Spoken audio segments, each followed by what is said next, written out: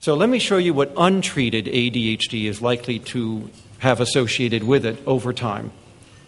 And this is from my own longitudinal study and others.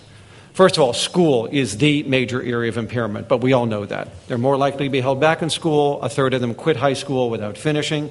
Only 5 to 10% ever finish college. So undereducation is a classic ADHD impairment. But that, of course, is going to lead to problems in the workplace. And you can see the ones that we've identified here. And it's also going to lead to problems in driving, because we know the single biggest cause of auto accidents in the North American population is in-vehicle distraction. And this is a distractibility disorder. So no surprise, they're going to have problems. But they have problems at all levels of driving, as you see here. More speeding tickets, more car accidents, multiple accidents, worse accidents, and as a result, they're going to have their licenses suspended 3 times more often than other people. So driving becomes a major problem. In fact, as has been said, there is no disorder that interferes with driving to the degree that ADHD does. So this is a major area of impairment, which is why your Canadian Pediatric Association has now recommended that if pediatricians see a teenager who's about to start driving and they have ADHD that is at least moderate in severity, you need to medicate them while they drive. I would say that that should be the case for nearly all clinically referred people with ADHD. Because if they're clinically referred, they probably at least have it to a moderate to a severe degree. Why is that? Because you can kill yourself.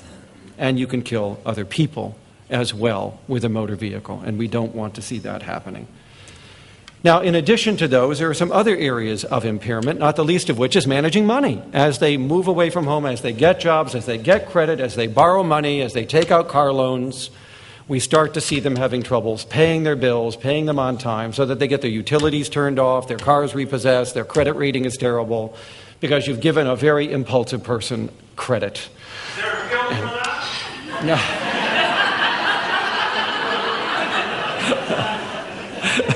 Boy, could we use that these days, huh? Everybody working for AIG would go on this.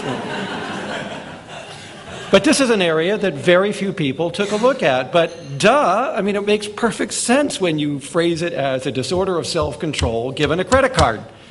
And now we can understand what's going to happen with the credit problems. So obviously they need more accountability in their financial management. Social problems are going to continue into adulthood for many, though not for all of them. They often, as adults, describe themselves as having trouble sustaining long-term relationships, particularly dating and marital relationships, or partnering with people. And we will see that they do experience divorce at a higher rate than other people do because of these difficulties.